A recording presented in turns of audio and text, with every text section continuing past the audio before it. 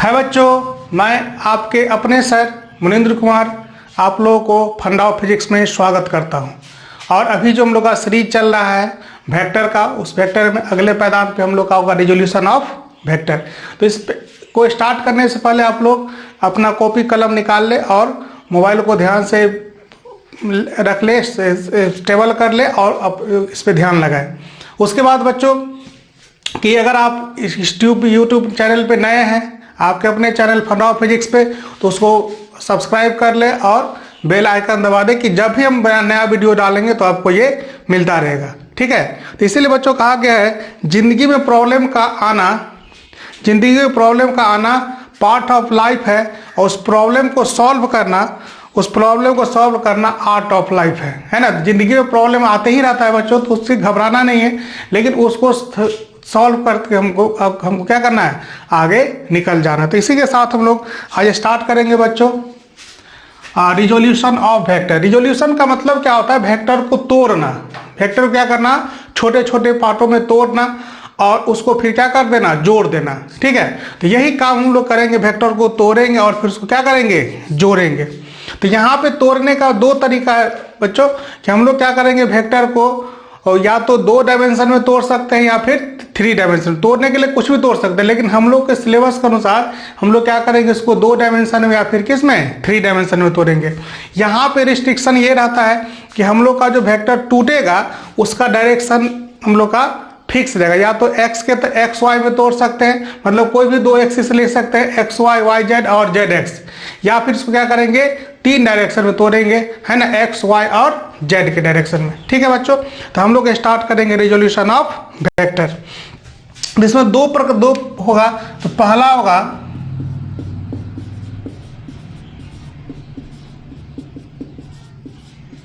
Resolution of vector इन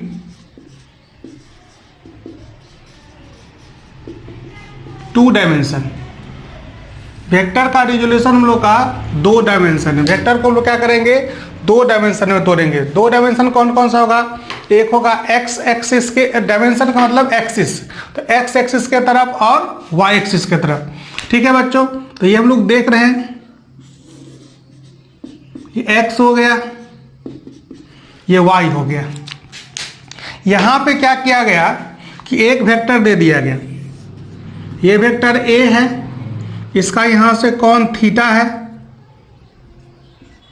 और ये हम लोग का है बच्चों ओ है, ए है और बी है। ठीक है, तो ये जो एक्स एक्सिस के तरफ जो लेंथ को कवर कर रहा है, ये इस वेक्टर का जो पार्ट आ रहा है ये कहलाएगा ए एक्स। इसको हम लोग बोलते हैं एक्स कंपोनेंट। जो पार्ट होगा उसको बोलेंगे बच्चों कंपोनेंट। इसको हम लोग बोलेंगे बच्चों ए वाई, जो क्या होगा वाई कंपोनेंट। ठीक है बाबू, तो ये हम लोग का एक्स कंपोनेंट है और दूसरा क्या है, वाई कंपोनेंट। तो ये एक्स कंपोनेंट मतलब जो एक्स के तरफ लेंगे वो एक्स कंपोनेंट होगा, और जो वाई के तरफ लेंगे वो क्या होगा, वाई कंपोनेंट। ठीक है, अब इसको हम लोग थोड़ा सा मैथमेटिक्स, क्योंकि हमको पता है कि mathematics is the language of physics. Mathematics जो हम लोग का फिजिक्स का क्या है, लैंग्वेज है। तो हम थोड़ा सा इसको क्या करेंगे, अपने हिसाब से अरेंज कर लेंगे। ये थीटा हो गया, ये ए वेक्टर का मैग्नीट्यूड हो गया, ए वाई हो गया, ए एक्स हो गया। ध्यान से बच्चों देखो, क्योंकि हम अभी कन्वर्जन करेंगे ट्रायंगल से, इसको वेक्टर में लेके जाएंगे। अब ये ओ है, ए है और बी है। अगर त्रिभुज में देखें तो ए बी हम लोग का क्या हो गया, परपेंडिकुलर। ओ ए क्या हो गया, बेस। ए वेक्टर का मैग्नीट्यूड क्या हो गया बच्चों,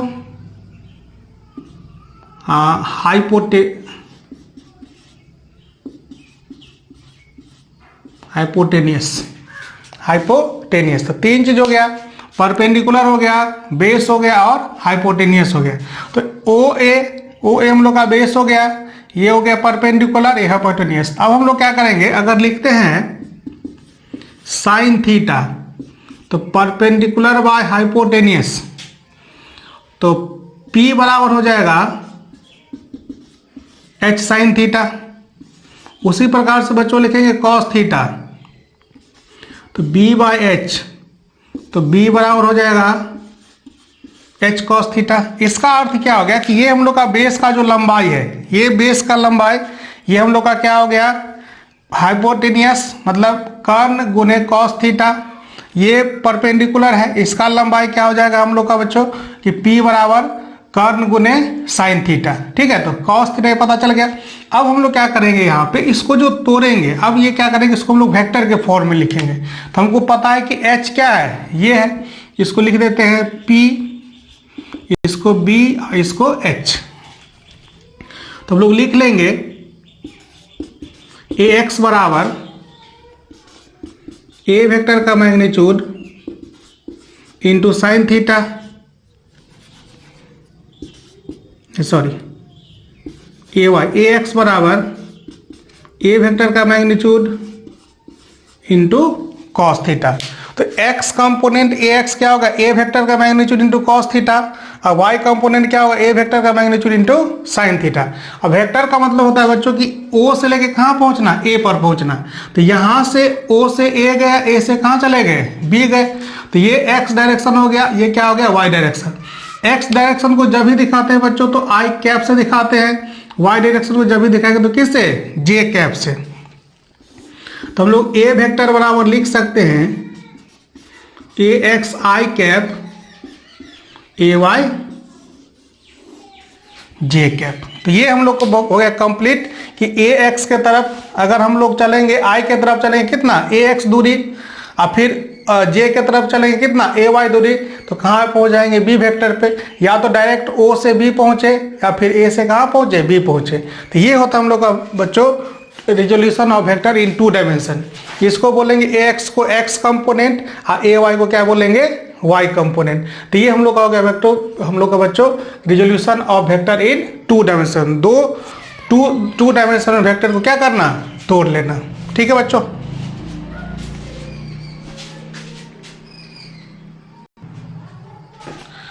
अब देखो बच्चों, ये हम लोग का क्या है, A वेक्टर बराबर AX i cap AY j cap. अगर हमको इसका मैग्नीट्यूड निकालना है, मतलब मॉड ऑफ A, तब क्या करेंगे, सीधा I वाले का जो गुणक होगा AX का स्क्वायर AY का स्क्वायर, उसके बाद होगा, ये तो हो गया हम लोग को मिल गया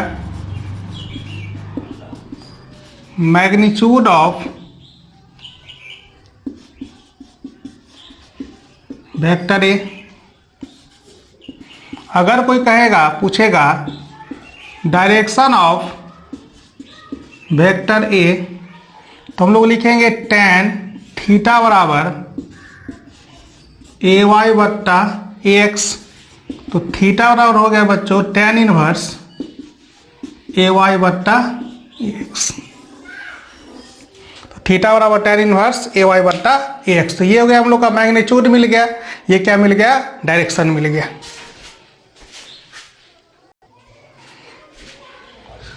अब हम लोग का होगा बच्चों resolution of vector in 3 dimension. इसमें क्या होगा, तीनों एक्सिस आएगा, x भी आ जाएगा, y भी आ जाएगा और z भी आ जाएगा। तो यहाँ पे रिजोल्यूशन हम लोग करेंगे तीनों का। अब देखो कैसे होगा, इसके लिए हम लोग क्या करेंगे, पहले एक ठो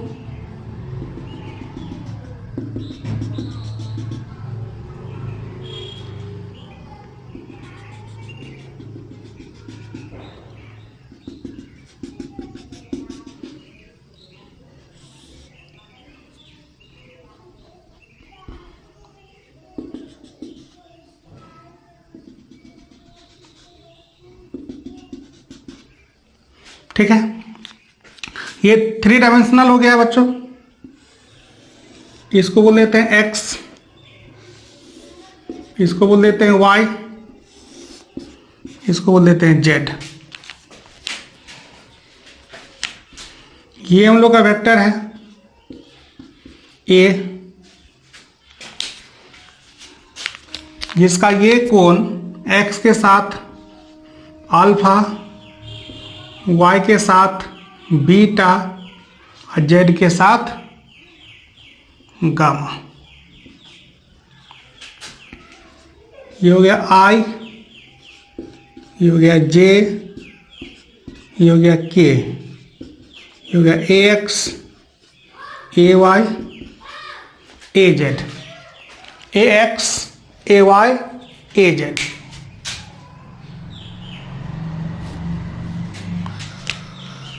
अब देखो बच्चों कि ए एक्स जब लिखेंगे तो ए का मैग्नीट्यूड कॉस अल्फा जो एक्स के साथ कोण होगा, ए वाई बराबर ए का magnitude cos beta, A Z बराबर ए का magnitude cos gamma, A X बराबर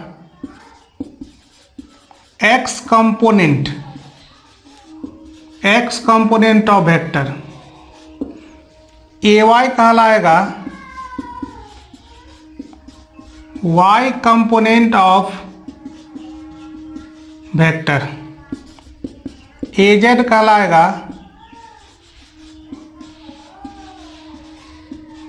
जेड कंपोनेंट ऑफ वेक्टर। तो तीन प्रकार का, ए एक्स हो गया X component of vector, A Y हो गया वाई कंपोनेंट ऑफ वेक्टर और ए जेड हो गया जेड कंपोनेंट ऑफ वेक्टर। तो ए एक्स बराबर ए का magnitude cos alpha, A Y बराबर ए का magnitude cos beta, A Z बराबर ए का मैग्नीट्यूड कॉस गामा। तो अब इसको हम लोग लिख सकते हैं कि ए वेक्टर बराबर ए एक्स आई कैप, ए वाई जे कैप, ए जेड। ये वेक्टर कंप्लीट में हो गया कि ए एक्स आई कैप, ए वाई जे कैप, मतलब पहले एक वेक्टर ए दिया हुआ था और उसका एंगल दिया हुआ था। तो इसको हम क्या किए, तीन पार्ट में तोड़ लिए, एक्स कंपोनेंट एक तरफ, वाई कंपोनेंट एक तरफ, जेड कंपोनेंट। इसका मतलब ये हुआ कि इस वेक्टर का एक्स पे कितना प्रभाव है, एक्स एक्सिस पे, वाई एक्सिस पे कितना प्रभाव है और जेड एक्सिस पे कितना प्रभाव है। तो ए एक्स बराबर ए कंपोनेंट ए का magnitude cos alpha, A Y बराबर ए का magnitude cos beta, A Z बराबर ए का magnitude cos gamma. A X हम लोग का हो गया X component of vector, A Y हो गया वाई कंपोनेंट ऑफ वेक्टर और ए जेड हो गया जेड कंपोनेंट ऑफ वेक्टर। इसको जब लिखेंगे तो ए बराबर ए एक्स आई कैप, ए वाई जे कैप और ए जेड के कैप। ठीक है बच्चों,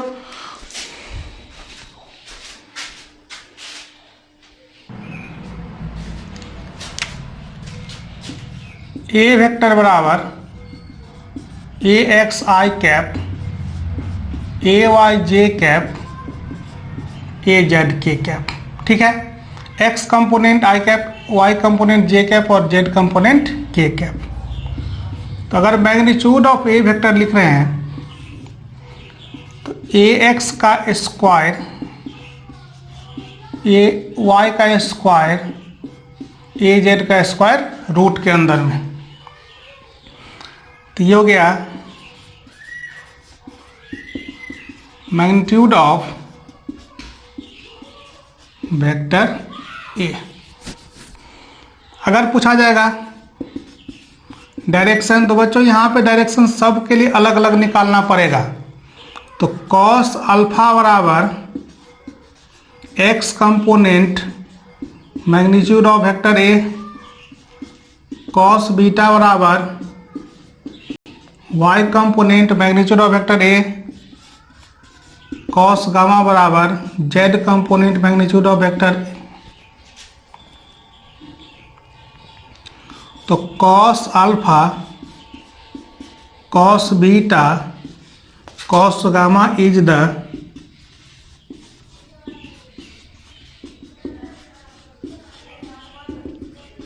डायरेक्शन कोसाइन।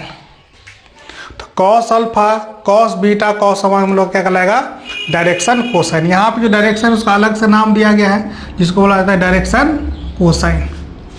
ठीक है बच्चों, अब क्या करेंगे, ये कॉस अल्फा मिल गया, cos beta, cos gamma is direction cosine, direction cosine मिल गया। तो जब भी हम लोग को 3 डायमेंशनल रिजोल्यूशन में डायरेक्शन निकालने के लिए बोलेगा तो हमको यहाँ पे एक एंगल नहीं होगा, वहाँ पे अल्फा भी होगा, बीटा भी होगा और क्या होगा, गामा भी होगा। और तीनों एंगल हम लोग को क्या करना पड़ेगा, निकालना पड़ेगा।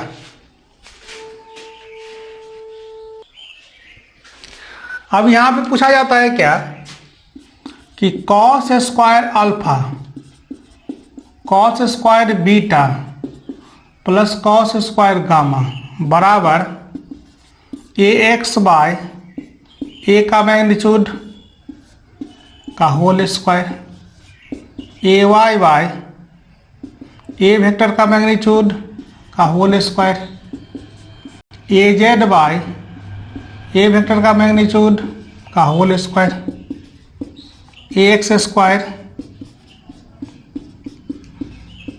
ए वाई स्क्वायर ए जेड स्क्वायर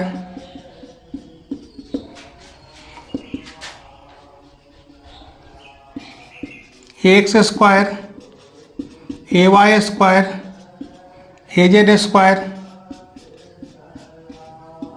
ए वेक्टर का मैग्नीट्यूड का स्क्वायर बराबर 1 cos square alpha cos square beta cos square gamma.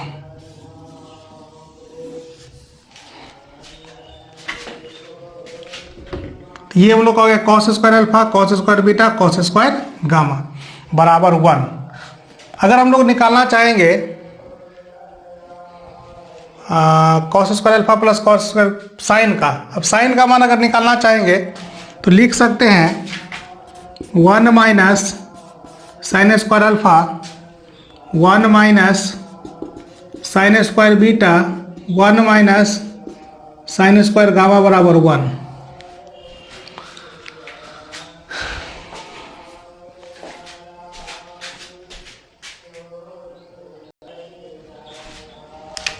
तो 1 1 1 3 minus sine square alpha sine square beta sine square gamma बराबर 1। तो इस 1 को इधर ले जाएंगे बच्चों और इसको इधर ले जाएंगे तो 3 minus 1 sine square alpha sine square beta sine square gamma 2 बराबर sine square alpha sine square beta sine square gamma. ये हम लोग का हो गया कि अगर साइन स्क्वायर अल्फा पूछा गया है कई बार अच्छे एग्जाम में पूछा गया है, cos square alpha cos square beta cos square gamma सबको याद रहता है, लेकिन ये न्यू है अभी मार्केट में, इसको ध्यान रखना है कि sine square alpha sine square beta sine square gamma बराबर 1। तो ये हम लोग का हो गया resolution of vector in 3 dimension. 3 dimension में वेक्टर का रिजोल्यूशन हम लोग का ऐसे होगा, एक होगा हम लोग का पिछला था 2 डायमेंशन का, ये क्या हो जाएगा 3 डायमेंशन का, ये 2 नंबर होगा है ना। तो resolution of vector in 3 dimension, ठीक है बच्चों। तो ये हम लोग का होगा resolution of vector in 3 dimension. अब अगला हम लोग का टॉपिक आगे हम लोग देखेंगे, तब तक के लिए धन्यवाद।